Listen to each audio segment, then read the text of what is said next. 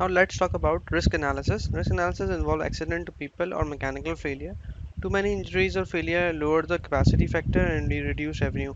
Risk analysis basically एक बहुत important analysis है किसी भी सिस्टम एनालिसिस में, जिसमें हम ये देखते हैं कि आपकी जो रिस्क एसोसिएटेड है सिस्टम के साथ वो क्या है.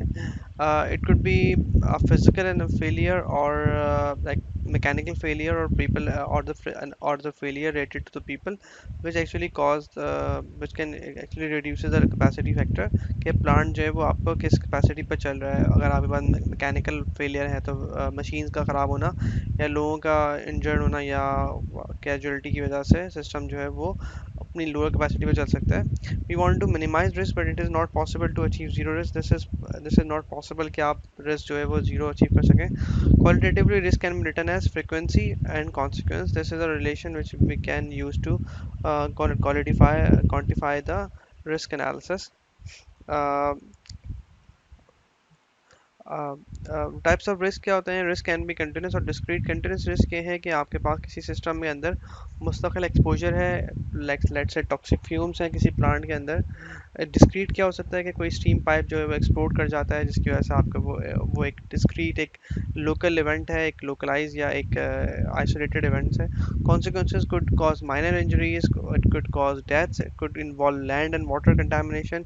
These are all risks, and these actually caused these are things which are uncertain in the analysis, and this can actually have this can have an economical impact on the system as well. Even if no human or ecological damage, mechanical failure, lower capacity factor, so so these are all different types of risks which are associated with the system, or and the system is a power plant or any other plant. Avoiding risk, three basic approaches. Ultra robust design to minimize failure. आपका design initially इतना robust हो कि उसमें जो failures हैं वो कम से कम हो. Redundancy, one system fail another takes over. This is very important because अगर आपके पास कोई रिडंडेंसी सिस्टम में होनी चाहिए कि अगर आपके पास इसकी मिसाल है कि अगर लाइट से अमूमन आप बेसिक सी एग्जांपल है कि आप अपना जनरेटर लगाते हैं सिस्टम में ताकि आप अगर सिस्टम्स में you have generator install, diesel generator install which actually kicks in order to completely avoid the shutdown of auxiliary equipment के प्लांट्स के जो पंप्स हैं वही बंद ना हो जाएं और सिस्टम जो है वो बिल्कुल डेड हो जाए. तो रिडंडेंसी प्लान आपके पास होनी चाहिए. Increase the shutdowns for maintenance and repairs. This is important because usually अगर आप उसकी शेड्यूल मेंटेनेंस कर रहे हैं और आप उसकी शटडाउन विच मीन्स कि उसकी कंप्लीट ओवरहॉलिंग कर रहे हैं तो आपके रिस्क जो है उनको आप मिनिमाइज कर सकते हैं या अवॉइड कर सकते हैं. These are some basic approaches to avoid risk. Determining risk, how do we determine risk? This is a realm of risk analysis. Risk analysis एक पूरी different field है.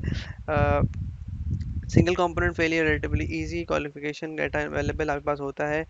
एक सिंगल कंपोनेंट जो है उसका फेलियर आसान है निकालना. यूजुअली हम किसी भी मशीन को जब चेक करते हैं कि वो कब फेल होगी तो उसके डाटा आपके पास बुक्स या मैनुअल्स में मौजूद होता है. Can predict the mean time between failure, ये हम पहले भी डिस्कस कर चुके हैं. Single small failures often harmless. एक छोटा फेलियर जो है उससे इतना नुकसान नहीं होता, मगर एक सिंगल जाइगेंटिक फेलियर जो है वो अमूमन बहुत कम होते हैं कि एक खुदा ना खासा पूरा प्लांट का बॉयलर ही फट जाए. तो these gigantic failures are rare. और सिंगल फेलियर्स क्या हो सकते हैं कि आपका कोई छोटा सा पंप या मोटर जो है ख़राब हो जाए तो ये अमूमन हार्मलेस होते हैं. सिस्टम पर इतना बुरा असर इनका नहीं पड़ता. Complex failures, often sequence of minor failures. This is important है कि आपके पास एक छोटे छोटे माइनर फेलियर जो है वो जब एक्यूमुलेट होते हैं तो फिर एक लार्ज खतरा बन सकता है, बड़ा खतरा बन सकता है. There are lots of different you can find lots of accidents and failures in the history. One of the famous one is the Challenger space shuttle incident 1986, in which there is a series of small failures causes the catastrophe. Analysis required sophisticated tools. This is important. Fault tree analysis, event tree analysis, uncertainty analysis. There are different analysis which are used um, to predict the failures and how to manage the risk by getting the data. Probability of a severe accident greater for a sequence of minor failure, smaller for a single major failure. तो probability जब आप किसी system की निकालते हैं मुख्तलिफ failures की तो उसमें माइनर फेलियर जो मैंने एग्जांपल दी पंप से मोटर, उनका प्रोबेबिलिटी हायर होती है कंपेयर टू कि आपका सिस्टम में से लाइट से बॉयलर ही फट जाए या बॉयलर जो है वो फेल हो जाए. So these are some basic concept of risk analysis. What to do? Recommendation vary by group. Her group जो है वो मुख्तलिफ recommendation देता है. Builder tends to underestimate the risk to keep the cost down. This is important. Usually what we do, अगर हम risk को under estimate करते हैं तो हम अपनी कॉस्ट कटिंग कर लेते हैं, और इसकी वजह से जो है ना हमारा खुदा ना खासा बड़े मतलब लॉन्ग टर्म में नुकसान हो सकता है। तो यूजुअली व्हाट हैपन, जो कि इन्वेस्टर्स होते हैं या जो पैसा लगा रहे होते हैं वो अमूमन इस चीज़ को नज़रअंदाज कर देते हैं कि यार रिस्क जो है इतना नहीं है और we can have this one, and sometimes आप स्टैंडर्ड्स को भी अवॉइड करते हैं जिसकी वजह से बाद में आपको नुकसान उठाना पड़ता है। Zillert tends to overestimates sometimes, कुछ जो लोग होते हैं वो उसको overestimate करते हैं कि, और इसकी वजह से क्या नुकसान होता है कि वो चीज़ बन नहीं पाती। मिसाल के तौर पर nuclear in unsafe don't build it, मतलब न्यूक्लियर प्लांट को ना बनाएं क्योंकि वो अनसेफ है, and although we have established technology, safety factors बहुत हाई होते हैं, जो टेक्नोलॉजी है बहुत एडवांस कर चुकी है, but even then there are some groups which would advocate not to build it since these are really unsafe. But अगर आप probability देखते हैं तो आप ये देखते हैं कि through out the course of history जो डिजास्टर्स हैं, न्यूक्लियर डिजास्टर्स हैं, वो ऑलमोस्ट नेग्लिजिबल हैं, ना होने के बराबर हैं, बिकॉज उसमें जो सेफ्टी प्रिकॉशन रखे जाते हैं बहुत ज़्यादा होता है, मगर even then someone overestimate the risk associated with wind kills birds, so this is don't build this is like these are some arguments which usually are not very strong compared to the arguments which produce or put by the advocate of these technologies. So ये एक बड़ा मसला है कि कुछ over estimate करते हैं, कुछ अंडर एस्टिमेट करते हैं. Often the arbiter of risk are government agencies. ये इंपॉर्टेंट बात है कि रिस्क जो है वो कौन उसका उसका आर्बिटर कौन होता है, उसके अमूमन आर्बिटर्स गवर्नमेंट एजेंसीज या आपके पास रेगुलेटरी बॉडीज होती हैं. EPA Environment Protection Agency, FDA food and drug agency, and narcotic दवाओं के हवाले से FDA आ जाती है, and there are other agencies which actually, या पाकिस्तान में दुनिया भर में जो भी मुख्तलिफ एजेंसीज हैं वो आपके रिस्क मैनेज करती हैं कि ये चीज़ आया सेफ है या पब्लिक गुड के लिए ये बेहतर नहीं है. गवर्नमेंट रोल यहाँ पे आ जाता है वो regulations में. They can do a good job, they can do a bad job. Risk large and small are weighted equally. This is really important. Sometimes हम एक large बड़े risk को और एक small risk को equally weigh करते हैं, तो this is not good because that actually can put a lot of cost issue on the projects which has smaller risk, but आपने उनको highly regulate कर दिया है. Result log in increasing list of regulation. अगर आपने बहुत लंबे चौड़े लिस्ट रेगुलेशन डाल दी जिसकी वजह से सिस्टम जो है वो उस पर कॉस्ट बढ़ जाती है, या वो उसकी टेक्निकल या उसकी जो वायबिलिटी है उस पर फर्क पड़ता है. Often result in unnecessary cost increases. This is important because usually हम जब ओवर रेगुलेट करते हैं सिस्टम को, या ओवर उसके ओवर उसके रिस्क असेसमेंट जो है वो ओवर एस्टिमेट कर देते हैं, तो आपके पास जो कॉस्ट है वो बढ़ जाती है. Develop risk inform regulation. आप या फिर regulation consistent with severity of the risk. Regulation जो है वो सिवियरिटी के हिसाब से हो, ना के बराबर हो छोटे या बड़े रिस्क के हिसाब से. तो ये this could B these are good practices and these are the bad practices which I just discussed. So these are government rules to regulate these kind of systems and implement the policies. Moving further, for example, radiation exposure. Natural radiation जो है वो आपके पास 300 MR roentgen होती है. Roentgen equivalent in man, REM. Roentgen is unit of radiation. 300 natural radiation. अगर allowable additional exposure 300 3 और 0.3. सो अगर आपके पास नेचुरली इतना एक्सपोज हो रहा है इंसान रेडिएशन से, तो 30 और 3 और 0.3 RM रैम जो है, इनमें से तीन डिफरेंट कैटेगरीज हैं, and these are all are factor of 10, like 0.3 into 10, 3 into 10, and is 30, right? So each factor of 10 is enormously expensive. अगर आप ये कहते हैं कि भाई आपके सिस्टम के अंदर जो भी आपके पास ह्यूमन एक्सपोजर है वो 0.3 एम रैम से ज़्यादा नहीं होना चाहिए. That would be really costly compare to 3 M RAM, and then it would be 3 M RAM would be cost more costlier than the 30 M RAM. So these are because this is a simple example of a regulatory issue कि आपने government ने regulate कर दिया कि आपके पास radiation exposure इससे कम होना चाहिए. So these are these are some examples. which actually gives a idea that regulations can have an enormous impact on the cost. Illustrative example: how does risk affect construction cost of a power plant? Assume initial capital cost includes all regulation associated with risk. This is important. आपके पास कोई risk जो है वो किस तरह construction of the cost power plant को affect करता है. Assume initial cost includes all regulation associated with risk. आपने initial cost associate की हुई थी बनाने के लिए, उसमें आपने तमाम regulations को include किया हुआ था. As construction proceed, new risk may be identified. ये हुआ कि आपने जब construction आगे बढ़ाई तो कुछ और रिस्क जो हैं वो भी आइडेंटिफाई हो गए, जिसकी वजह से these can lead to new regulation, जिसकी वजह से और रेगुलेशन आपके ऊपर इम्पोज हो गए. New regulation leads to construction changes. आपने उसकी वजह से कंस्ट्रक्शन चेंजेस किए कि मिसाल के तौर पर आपने इनिशियल जो प्लान अप्रूव करवाया था या पास करवाया हुआ था नक्शा, उसमें कुछ चीज़ें ऐसी थी कि जो कि अप्रूव हो गई और आपने वो चीज़ें रेगुलेटेड थी, but after some time government की पॉलिसी बदली. उन्होंने कहा कि आप अपनी बिल्डिंग में, अपने प्लांट में, अपने स्ट्रक्चर में इन तब्दीलियों को भी शामिल करें, जिसकी वजह से आपकी कॉस्ट जो है बढ़ जाएगी. ना सिर्फ कॉस्ट बढ़ेगी बल्कि आपका टाइम ऑफ कंस्ट्रक्शन भी बढ़ जाएगा. For example, let's assume we have a initial capital cost of capital C cap capital cost. Assume the initial construction time of TC. New regulation often occur randomly, कभी भी हो सकते हैं. That's why it's a difficult thing to predict. For simplicity, assume that new regulations occur at a rate R per year. मतलब R per year, R regulation हर साल जो है वो आ रही हैं.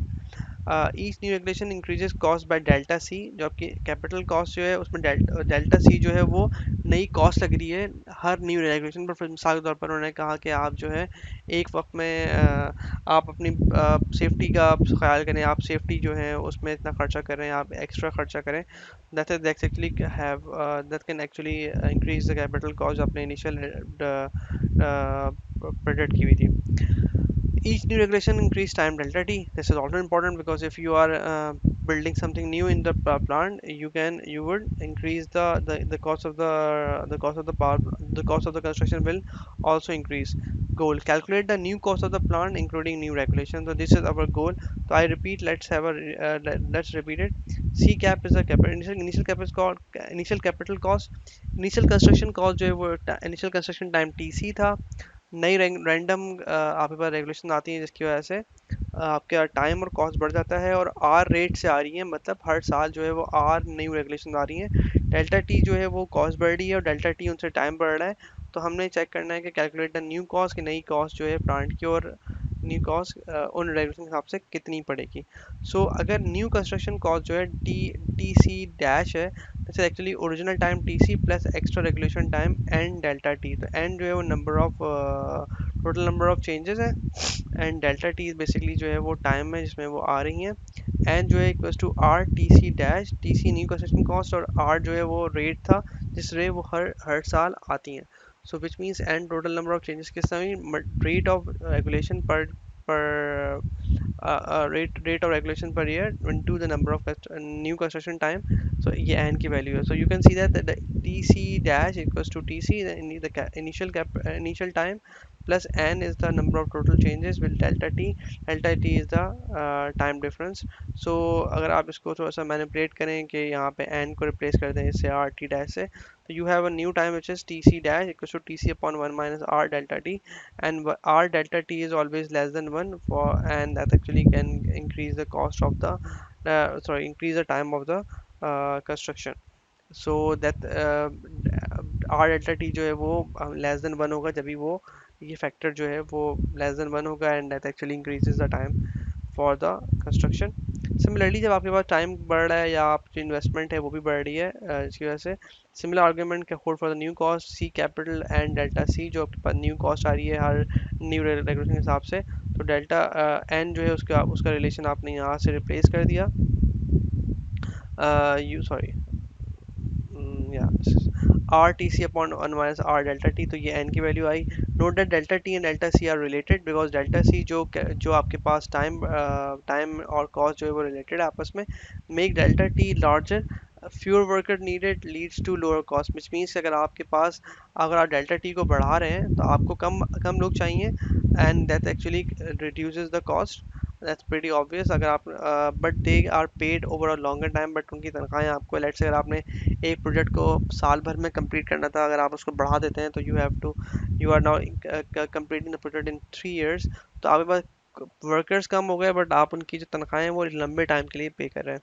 Fixed cost, for example, insurance, benefits, etc., leads to a net increase in capital cost due to delays. This could be one another aspect के capital cost में, अगर आपने benefits और insurance already set किए हुए हैं तो capital cost में वो बढ़ जाएंगे if you have delays, so it is better to complete the project as soon as possible. So increment includes hardware and labor. Hardware में आपका मटेरियल है जो आप ला रहे हो, और लेबर जो आपकी लेबर कॉस्ट लग रही है। लेबर कॉस्ट इंक्रीज है, delta T increases, this is important because hardware तो आपने वन टाइम लिया है बट लेबर कॉस्ट जो है वो टाइम डिपेंडेंट है, बिकॉज डेल्टा टी जितना टाइम लगाएंगे आप पावर प्लांट मतलब प्रोजेक्ट कंप्लीट करने में, आपकी लेबर उतनी देर तक काम करती रहेगी। Delta C labor, the cost of labor equals to 1 km any factor. C labor is the cost of labor, delta T upon TC. This is the initial time for the construction, and delta T is the amount of time which is being increased due to the new regulations. This is the relation for the delta C labor. Uh, when you add them, you have a new capital cost which is key C cap, which is initial capital cost, and this relation has, you have hardware cost and you have a labor cost. The best strategy: finish construction as soon as possible, even if it means borrowing money upfront. So this is usually the case that it is the better to finish the project as soon as possible in order to reduce the labor cost. And one more thing very important, that जैसे जैसे अगर आप जल्दी ख़त्म करेंगे तो आपके पास there are less chances to have to face new regulation if they are coming in the future. ऐसा ना हो कि आपने कहा कि भाई 3 साल में ख़त्म करते हैं और लेट से दूसरे साल जो है वही एक नई रेगुलेशन आ गई, तो आपकी जो इनिशियल आपकी कॉस्ट फिर बढ़ गई, टाइम फिर बढ़ गया। तो बेहतर है कि आप अपना प्रोजेक्ट जल्द से जल्द ख़त्म कर दें, because in order to avoid any new regulation from the government. So this could be total cost जो है वो आपकी बढ़ रही है जैसे जैसे आपका टाइम बढ़ रहा है, तो विच मीन्स कि डेल्टा टी जितना कम कम से कम होगा आपका, उतना बेहतर है कि आपकी उतनी कैपिटल कॉस्ट जो है वो कम से कम खर्च होगी।